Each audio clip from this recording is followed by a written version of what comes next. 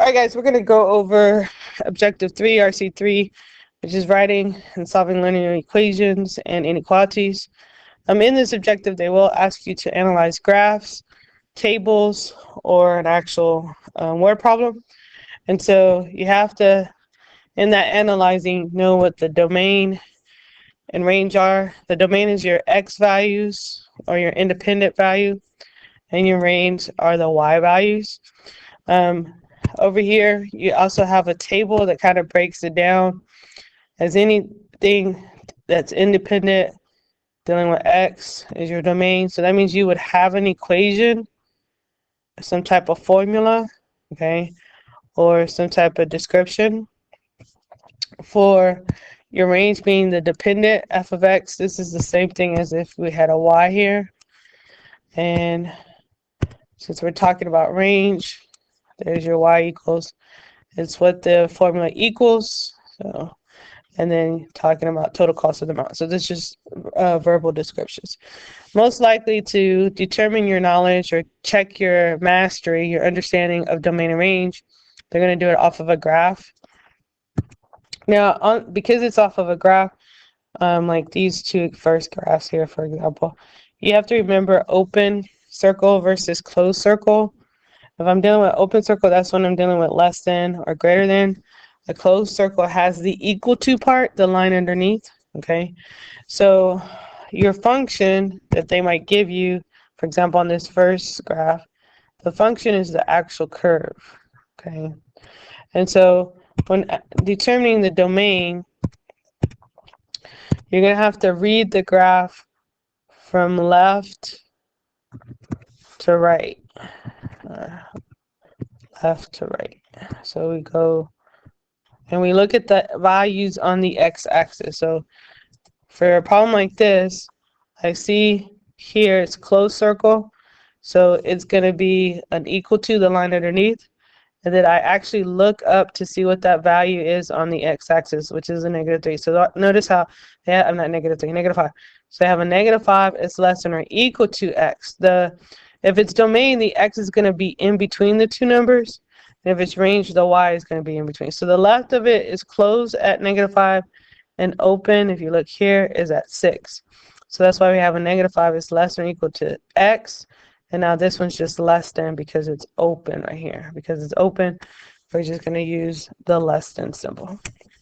Now, when I'm finding my range off of a function, so the function is still the curve here, our range is identifying how low and how high the graph goes, but on the y-axis.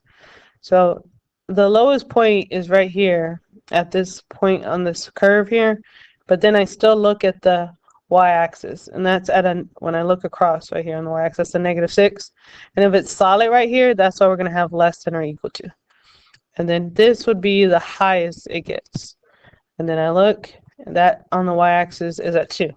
So that's why we have -6 is less than or equal to y, which is less than or equal to 2. Now, if your graph has arrows, see, like I have an arrow here, an arrow here, we have to indicate, know that that arrow means that the graph is continuing to go in that direction. So it's going on infinity. So this would be like a positive infinity, and this would be a negative infinity. So if I have from a positive, negative infinity, that's why we just say all real numbers. And that would be for our domain and range if it's aligned with arrows. Now, if it's a parabola, the domain is the only thing that has our real numbers. Because we have a curve here, we have to know the lowest point on that curve. So basically on parabolas, we need to know if we have max or if we have a min. Okay, this would be a min, and it's opening up. So if the arrows are pointing up, that would be greater than or equal to. So we got greater than or equal to at that point, which is at a -3. That's the inequality way to show the range, and then they just kind of put it in words. It's all real numbers greater than or equal to a -3.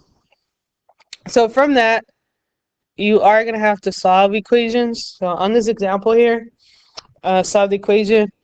we would need you, I'm going to change my font here and my style, sorry. We would need you to distribute first, okay?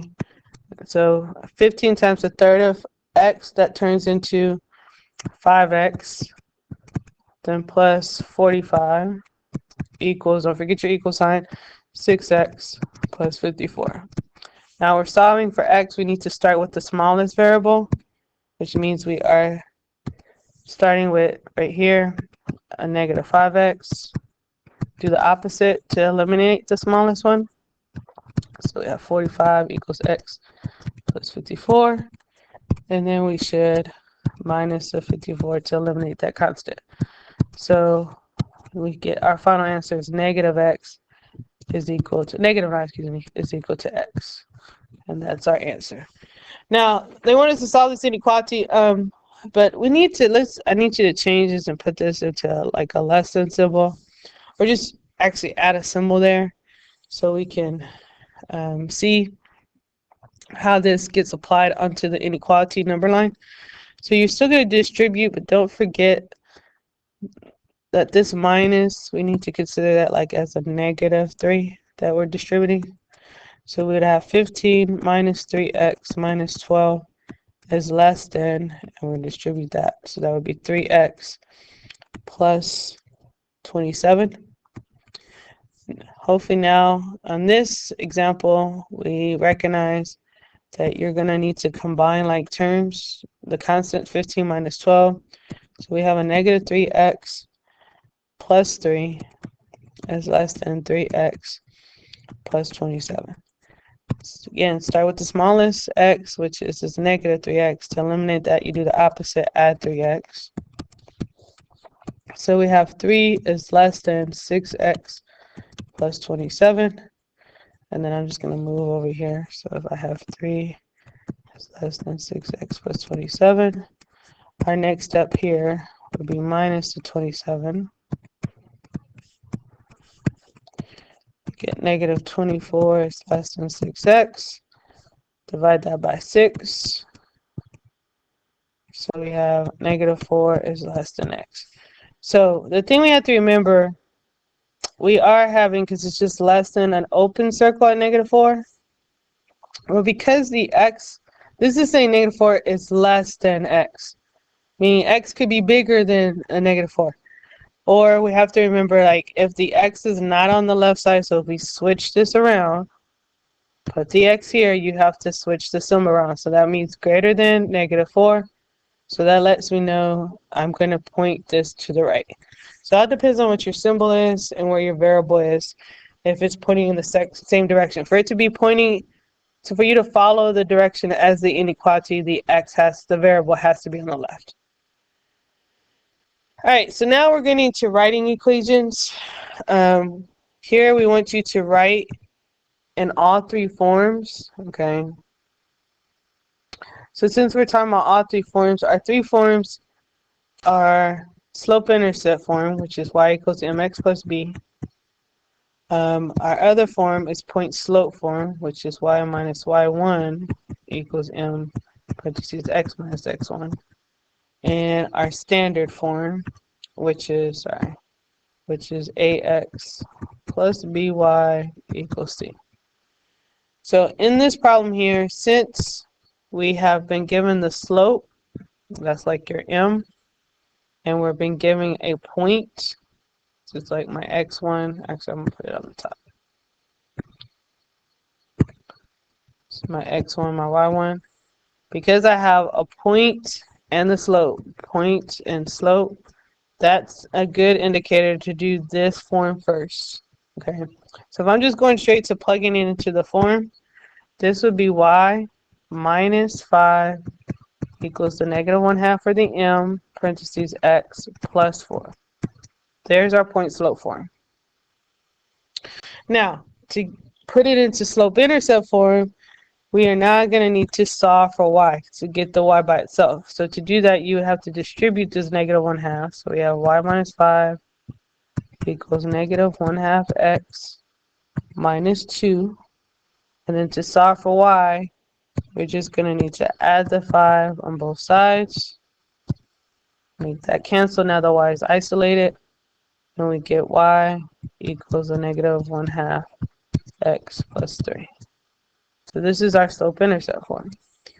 Now, to take that and put it into standard form, we need basically, standard form needs you to have your x and y, x and y, sorry, these two on the left side of the equal sign. They need to be together.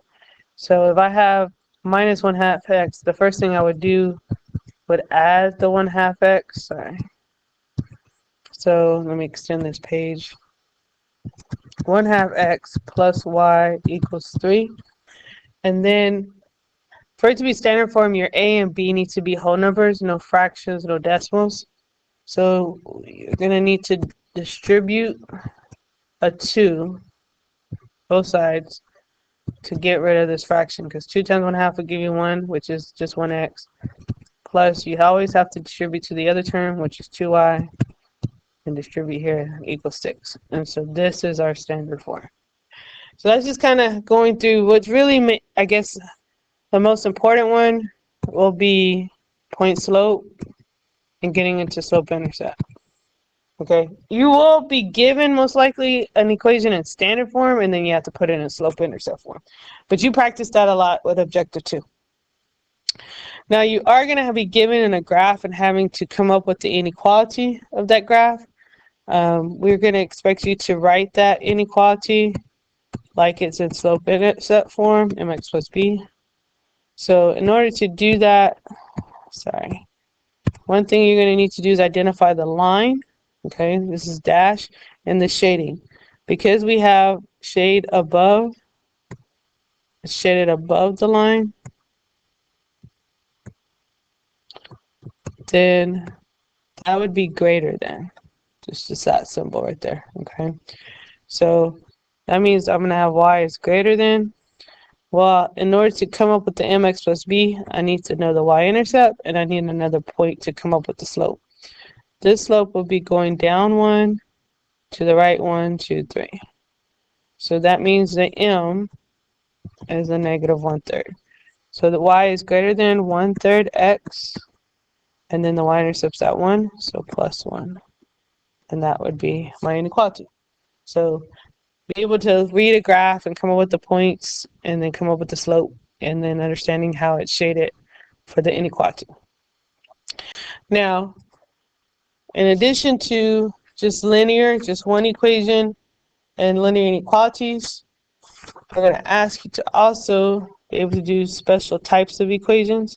So like a parallel line, these are lines with the same slope and different y-intercept. Perpendicular, these are facts that you just have to know, memorize.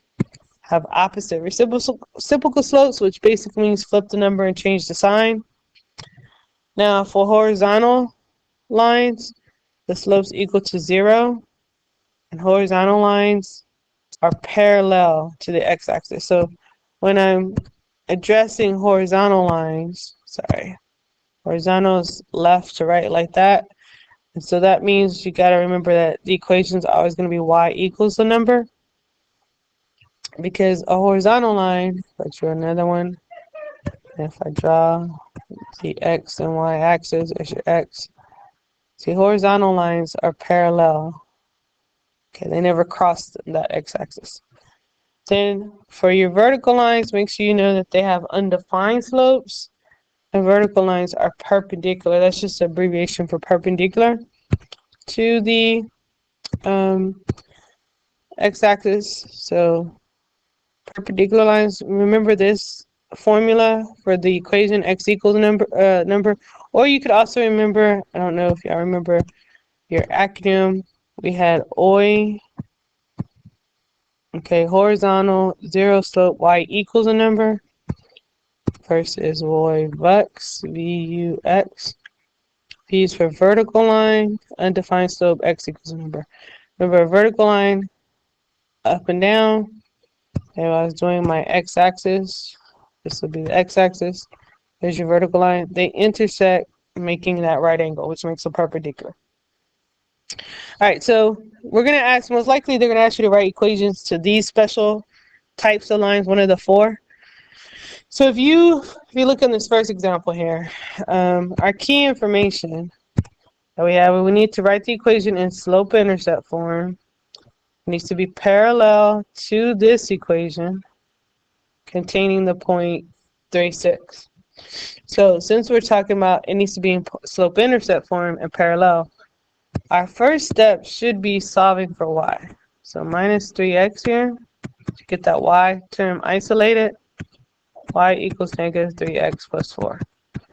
I need this because from this equation, I can physically see the slope. Our m equals negative 3. And so for the parallel, I'm just going to put the symbol for parallel. That's it. They have the same slope. So that means I'm using this negative 3 with these points. And with the points here, I'm using this as x1 and y1. So I would use point slope form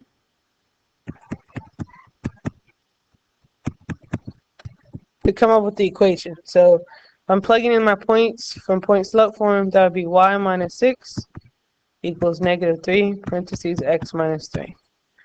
And then we're going to change this into slope-intercept form. So that means we need to distribute. We get y minus 6 equals negative 3x plus 9. And then solve for y by adding the 6 on both sides. So y equals the negative 3x plus 15. And there's your equation of the line parallel going through that point in slope-intercept form. So besides doing one parallel, you're also going to have to do one that is perpendicular. So in here, we're writing the equation of a line in standard form perpendicular to this equation going through this point. Again, we need to always first solve for y here. So we need to add the 3 on both sides. So this y term gets isolated, so we get y equals 2x plus 3. We want to identify the slope because for the perpendicular, and that's the symbol for perpendicular. For the perpendicular slope, we're going to flip it and change the number, change the sign. So this would be negative 1/2. And that's the slope we're going to use with our point over here, x1 and y1. So when I plug this in, I have y minus 4 equals negative 1/2 x minus 2. Then you're going to need to distribute, so we can put it in slope-intercept form first. So y minus 4 equals a negative 1/2 x plus 1. Solve for the y by adding 4 to both sides. Y equals negative 1/2 x plus 5. Now, to put it in standard form, we need the y and the x on both sides of the equal sign. Okay, so to get to that standard form, we're going to add this 1/2 x. I'm going to come up here. 1/2 x plus y equals 5. And then we're going to get rid of this 1/2 by multiplying both sides by 2. Let's get rid of that fraction. So this turns out to just be x plus 2y equals 10. And there's our standard form. Now, you're also going to be asked to write systems of equations, so 2 equations, and most likely it's going to be from a table, a graph, okay, or maybe a real-world situation. Now, if I'm writing from the table, you need to find the slope. We need to write the equation in the form y, oops, let me undo that, in the form y equals mx plus b. Now, in order to do that, you're going to need to find your slope by doing the change in y. This isn't changing by decreasing by 1 every time. Okay. Over the change in x. If I look at my change in x here, this is increasing by 1 every time. So my m is taking that change in y, negative 1, over that change of x, plus 1. So this actually turns out to be just negative 1. And then the y-intercept, the b, okay, so our b here in the equation is when the x is 0. So I can physically see it in this table that this is my y-intercept. So I can just now plug in the parts. The equation for this first table is y equals negative x plus 7. So I want to do the same thing here. Look at my change in my y's every time they're increasing by 1. So that's supposed to be plus 1, sorry. Compared to the change in the x's here, again, this is increasing by 1. So positive 1 over 1 is just going to be 1. Now I can't see the y-intercept in this table. In order to see it, I have to work backwards. So like if this is increasing 1, then if I go in the opposite direction, minus 1, then this would be minus 1. And then I would need to do one more to get to my 0. Minus 1, minus, and then that would be 1. So this would be my y-intercept. So this equation would be y equals positive x plus 1.